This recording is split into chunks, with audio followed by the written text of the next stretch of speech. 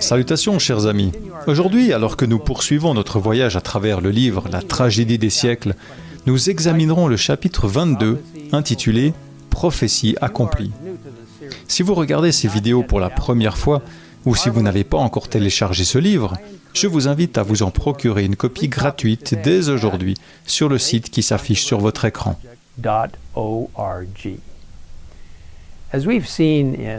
Comme nous l'avons vu dans les chapitres précédents, un homme nommé William Miller, comme beaucoup d'autres dans le monde, étudiait avec diligence la Bible, en particulier les prophéties de Daniel. Sur la base de ces études bibliques, il est arrivé, comme beaucoup d'autres, à la conclusion que le Seigneur reviendrait bientôt et même que son retour était imminent. En étudiant la chronologie des 2300 jours, la plus longue prophétie de la Bible, ils se rendirent compte que la prophétie s'était accomplie avec précision jusqu'à ce moment-là. En 457 avant Jésus-Christ, le décret d'Artaxerxès a été promulgué pour restaurer et reconstruire Jérusalem. Jésus a été baptisé en 27 après Jésus-Christ et crucifié en 31 après Jésus-Christ, comme l'avait prédit la prophétie. Étienne a été lapidé en 34 après Jésus-Christ, ce qui marque l'ouverture de l'Évangile aux non-juifs. Cela s'est également produit au moment exact indiqué par la prophétie. En revoyant le verset clé de Daniel 8, 14, ils étaient certains qu'il s'accomplirait lui aussi à temps. Encore 2300 soirs et matins, puis le sanctuaire sera purifié. En comptant à nouveau à partir du décret d'Artaxerxès pour restaurer et reconstruire Jérusalem en 457 avant Jésus-Christ, ils sont arrivés à la surprenante conclusion que la fin de cette prophétie temporelle se produirait en 1844 après Jésus-Christ.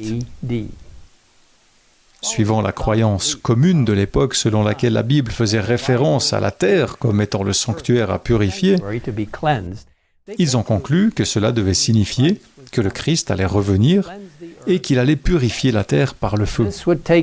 Selon eux, cela devait se produire au printemps 1844. Lorsque Jésus ne revint pas à cette occasion, beaucoup furent profondément déçus. Comme le décrit le livre « La tragédie des siècles », certains se laissèrent aller au fanatisme et, cessant de reconnaître la parole de Dieu comme guide unique et infaillible, devinrent, tout en se disant guidés par l'Esprit, les jouets de leurs sentiments, de leurs impressions et de leur imagination. Vous voyez, mes amis, lorsque nous rejetons la parole de Dieu comme notre guide et que nous dépendons plutôt de nos propres sentiments et impressions, nous pouvons facilement nous égarer. Heureusement, parmi les premiers croyants de l'Avent, certains continuaient à examiner les Écritures. Ils soumirent les bases de leur foi à un nouvel examen et étudièrent les prophéties avec le plus grand soin pour y puiser de nouvelles lumières. Le témoignage biblique semblait réellement confirmer leur vue. Bien qu'ils ne fussent pas à même d'expliquer leur désappointement, ils étaient convaincus que Dieu les avait dirigés. En continuant à prier et à étudier sérieusement la parole de Dieu, les croyants trouvèrent des passages encourageants, tels que Habacuc 2, 3, qui dit « C'est encore une vision qui concerne un moment fixé. Elle parle de la fin et ne mentira pas. Si elle tarde, attends-la, car elle s'accomplira certainement. » Et Ézéchiel 12, les versets 21 et 25, qui dit « La parole de l'Éternel m'a été adressée. Fils de l'homme, que signifie ce proverbe qui circule parmi vous à propos du territoire d'Israël? Le temps passe et aucune vision ne s'est réalisée? En effet, moi, l'Éternel, je dirai ce que j'ai à dire et cela s'accomplira sans plus aucun délai. Oui, de votre vivant, communauté de rebelles, je prononcerai une parole et je l'accomplirai, déclare le Seigneur l'Éternel. » Un autre passage réconfortant des Écritures pour ces fidèles croyants se trouve dans la parabole des 10 vierges rapportée dans Matthieu au chapitre 25. En étudiant ce texte, Ils se sont rendus compte que, comme dans la parabole, le retour du Seigneur semblait tarder.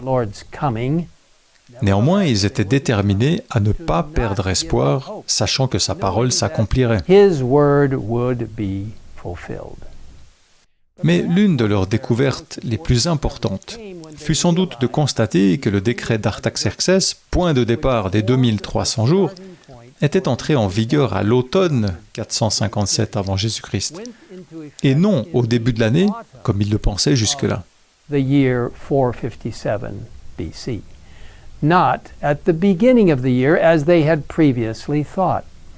C'est ainsi qu'ils ont compris que l'accomplissement de cette prophétie se produirait à l'automne 1844, et non au printemps.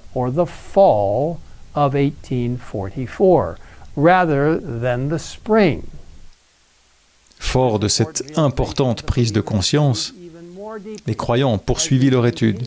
En continuant à examiner les Écritures, ils se sont rendus compte que les aspects relatifs à la première venue du Christ s'étaient accomplis exactement au jour prévu. Ils ont également constaté que les aspects relatifs à l'Ancien Testament désignaient l'automne comme le moment où l'événement représenté par la purification du sanctuaire devait avoir lieu. Les croyants ont alors compris que même les aspects relatifs à la seconde venue devaient s'accomplir au moment indiqué dans le service symbolique du sanctuaire.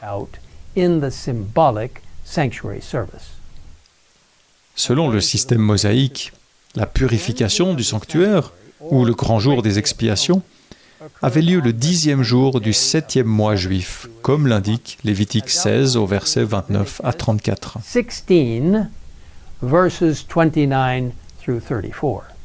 Ils en conclurent que le Christ, notre grand souverain, apparaîtrait en ce jour d'expiation pour purifier la terre en détruisant le péché et les pécheurs, et pour bénir son peuple en attente de l'immortalité. En 1844, le 10e jour du 7e mois du calendrier juif tombait le 22 octobre. Avec une joyeuse solennité, les croyants de l'Avent conclurent que ce jour serait celui de l'accomplissement de la prophétie et du retour de Jésus. Bien qu'ils aient mal compris l'événement qui allait se produire, ces attentifs érudits de la Bible avaient tout à fait raison de calculer la date de cette prophétie. Le 22 octobre 1844, quelque chose d'extraordinaire a commencé, qui se terminera bientôt, et après quoi, Jésus reviendra. Nous parlerons davantage de cet événement capital dans les prochaines vidéos. Mais alors que nous nous penchons sur ces questions importantes, je vous invite à prier avec moi. Père Céleste, merci pour les prophéties des livres de Daniel et de l'Apocalypse, des prophéties si claires et si précises.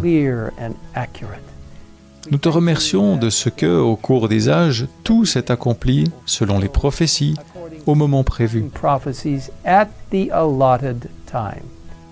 Et maintenant que nous sommes tout à la fin des temps et qu'il n'y a plus de prophétie de date précise, nous réalisons que le retour de Jésus est imminent. Seigneur, nous nous en remettons entièrement à toi, à ta grâce, à ta justice parfaite, à ta justice sanctifiante, pour nous aider à ressembler de plus en plus à Jésus dans l'attente de son retour imminent. Merci de nous écouter dans cette prière. Nous te le demandons au nom de Jésus.